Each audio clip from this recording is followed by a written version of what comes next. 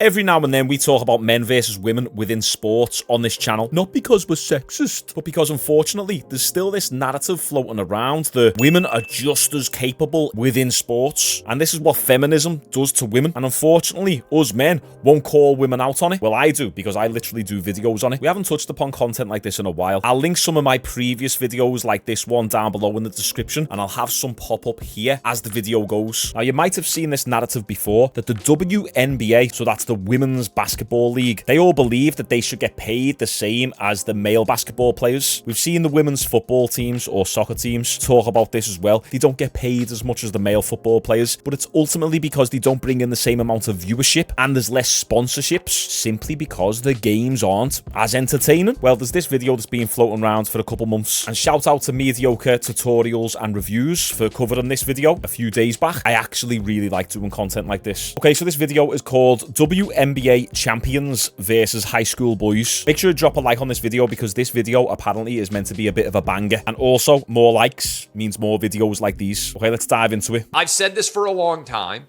It is 100% true. A good state championship caliber high school boys team would smoke the best team in the WNBA. I mean, you're not wrong. For many sports fans, what Klay Travis said is nowhere near controversial, as it's an opinion based in sporting reality. But what do you know? Chelsea Gray, a WNBA player who plays for this year's WNBA champions, the Las Vegas Aces, well, she had a problem with the statement. I want problems, always! And responded to Travis by calling him a dumbass. Gray's response to Travis undoubtedly brought more problems to the already problem-riddled WNBA, as Travis doubled down in his response to her by offering to put up $1 million in a WNBA versus high school boys basketball showdown. Also, just so you guys know, I don't know much about basketball, but the difference between the athleticism of the men versus the women is worlds apart. So this Klay Travis, whoever he is, I don't know if he's like some sort of reporter or something, or sports broadcaster. I'll put $1 million on the line. Your WNBA champion team against the 2024 high school boys state champion team of my choice. You guys win. You get $1 million of my money. My team wins. You all pay me $1 million and I'll give it to the boys high school team. Are you in? And Klay Travis put that in response to Chelsea Gray saying dumbass. Now, what she doesn't realise is that she's opened up a can of worms here, because a lot of people would like to see this. The WNBA, no one watches it. They can't sell tickets. Women don't even watch it. But for some reason, these female athletes want to continue pushing this narrative that there's discrimination within sports and there's a lack of equality, when all it boils down to is the female versions of the sports just aren't as entertaining because the athletes themselves aren't as athletic. And I know it's just a small snippet, but watch again these clips of these athletes. I'm going to put it on mute so we can commentate over it. Look at the awfulness. Okay, they scored there, but look at this right now. Look what they do.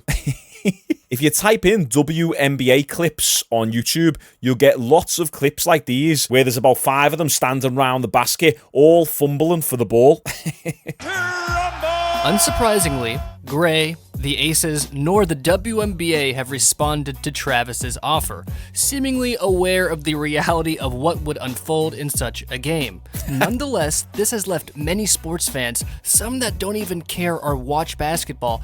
Yeah, everyone would tune into this. I've never shelled out cash for the game, but put this on pay-per-view and I'm in. And even I would shell out cash for the pay-per-view on this. Very interested and willing to pay to watch this potential face-off. And look, there have been other battle of the sexes in sports before that went, well, as expected, such as a professional men's soccer team from the UK recently destroying a US women's team 12-0. Jarvis, there it is. We actually covered this video. I'll link it up here or down in the description or both. You had the Wrexham Red Dragons, which was the male team comprised of a bunch of retired older players, versus the US women's team, and they beat them 12-0. But before they actually done the football game, the women were chatting like they were going to slaughter the men. You can hear the crowd gradually cheering less as that realization set in that, oh damn, this is actually going to go the way that we all know it's going to go. We all feel bad for the women. It's second-hand embarrassment. Game over. 12-0, Wrexham defeats the U.S. women. Or a few years back when the U.S. women's not here. national soccer team played an under-15 boys side behind closed doors and lost. Yes, that is true. From world champions to humbling defeat against under-15s side. World Cup winning USA women's team suffer a 5-2 loss against Dallas Academy boys. I only laugh the way that I'm laughing because of this whole narrative. It's so stupid. Yet it continues to go on. And it only goes on because of a small group of women. It's the minority who are the loudest. Whereas the majority of us know that it's going to go this way, but it's kind of like politics. We are the silent majority. We won't speak out because we want to get poon. And we know that if we're pure slate in women's sports, it's going to go against us being able to seal the deal, if you catch me drift. So instead of us speaking the truth and saying, listen, you're crap compared to the boys, you're good in your own realm, women against women, that's great, yous are the best female players, but against the boys, you get slaughtered. We don't say that. We go, oh no, you're great. Oh yeah, power to the women. Oh yeah. Can I get your number, please? Will you come home with me now that I've kissed your arse? And also, this one right here, this woman, she is a die-hard feminist. I mean, look at her face. You can just tell she's a die-hard feminist. She's one of these who goes round and complains, I don't get paid enough money compared to the men. I want the same amount of money as the men, despite the fact that no one watches me. Yeah. But in a 1973 tennis match, Billie Jean King did defeat former Wimbledon champion and a very overly confident Bobby Riggs. Classic. Girls play a nice game of tennis for girls, but when they get out there on a court with a man, even a tired old man of 55, they're going to be in big trouble. The tennis match Imagine if someone spoke like that today. He would get cancelled. saw 90 million people worldwide tune in and is still considered one of the most watched televised sporting events That's of crazy. all time. 90 In other million. words, an exhibition game between a WNBA team and a high school boys state championship team would be a massive marketing and financial opportunity for the WNBA and the players that take part in that game. As if you threw that game on pay-per-view, I really think millions of people would tune in. The game would have too many underlying narratives for it not to draw impressive numbers. You know, it would... I don't really know much about sports numbers these days. Like, how many people watch big football matches or tennis matches? I've got no idea. But if you had high school boys versus the best WNBA team, that certainly would pull in big numbers and a lot of money. You know, it would draw those purely interested in the spectacle. It would draw people who wish to see two different genders compete against each other. It would draw both the supporter of the WNBA as well as all the haters of the WNBA. And there's also nothing wrong with enjoying the spectacle. Like, my channel is centered mostly around spectacle anyway. I understand the spectacle is what the majority of people are interested in. And sure, some might argue that the WNBA would never do this as it's a lose-lose situation. Either the WNBA team loses to a high school team and gets ridiculed, or they beat the high school team and aren't given Right, credit sorry. I wasn't even listening to what he was saying then. I was actually watching the clip of them fumbling around with the ball. Let's just listen to what he's saying here a sec. And sure, some might argue that the WNBA would never do this as it's a lose-lose situation.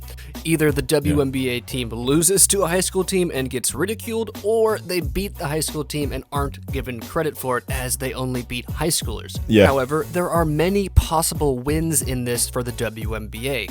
First, taking part in the game would probably earn that 12-woman roster more money in a single game than they might make their entire WNBA career if the game is on pay-per-view. That's true. Second, since most basketball fans understand the level of top high school boys, the WNBA team wouldn't even necessarily have to win.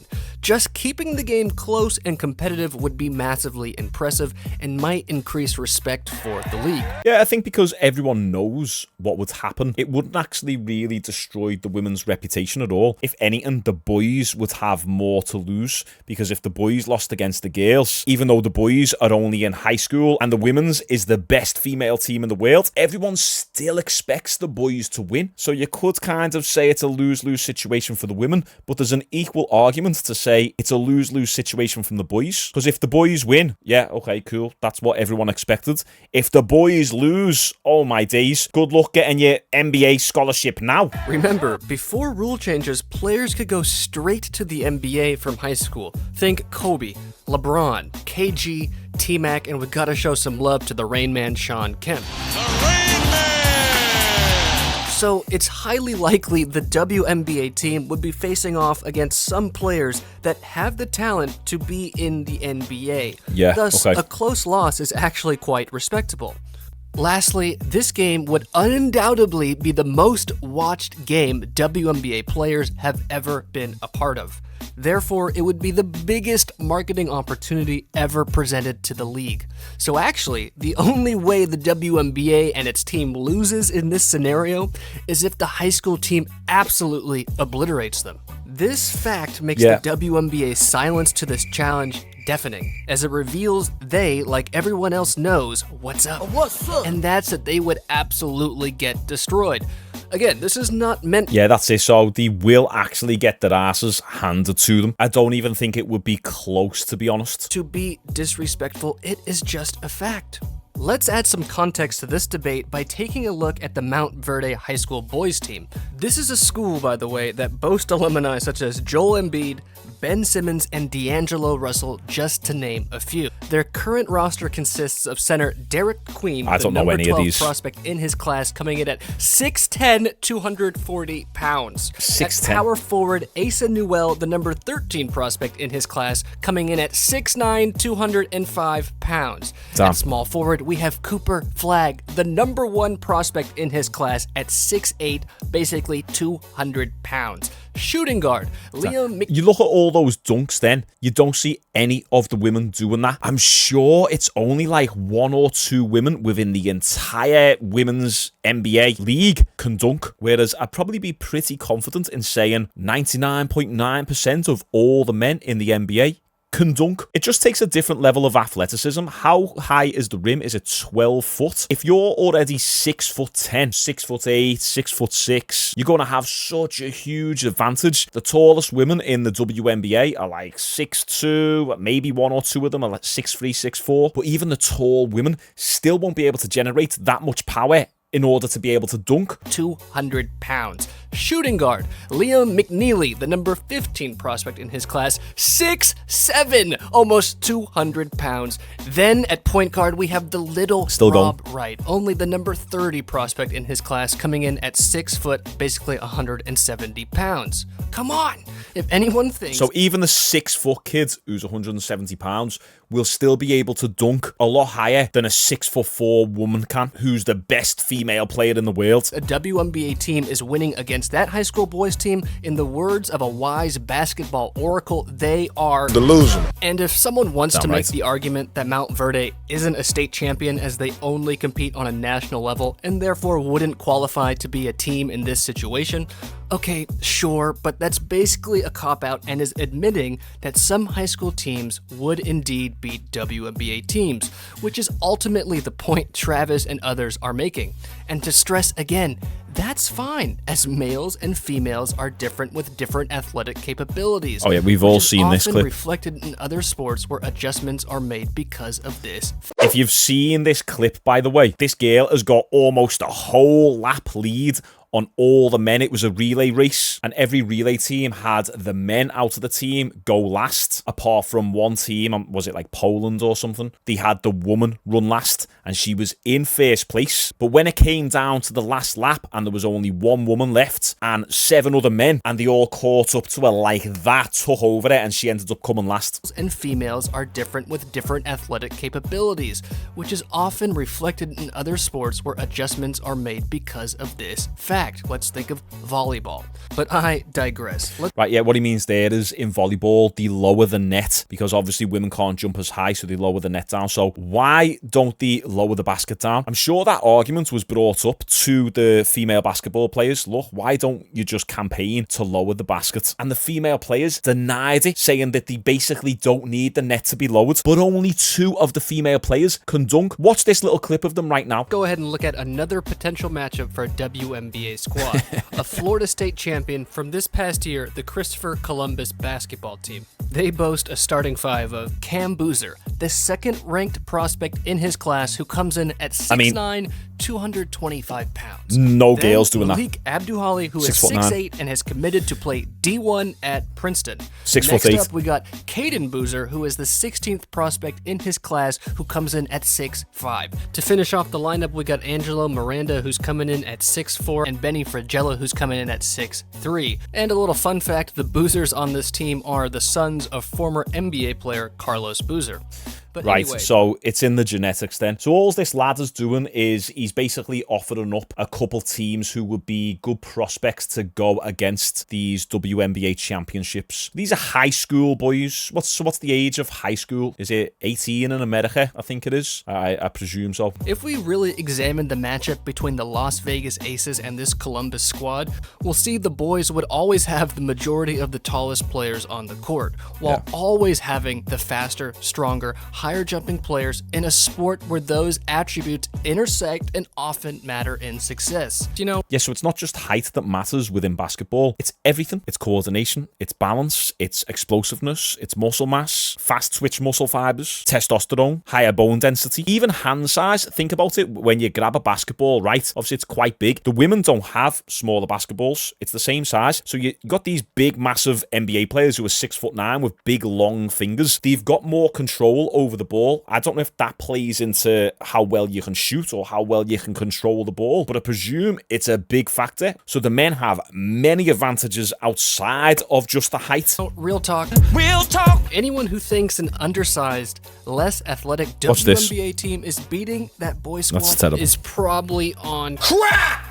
But ultimately, for the majority of sports fans who would die to see this matchup, there's almost no chance we'll ever witness a WNBA team take on a high school boy state champion. Nonetheless, I stand firm in the opinions that it would bring in loads of money for the WNBA if done via pay-per-view, that it would be the biggest marketing opportunity the league has ever had, and that it could actually increase respect for the league if they were able to hold their own.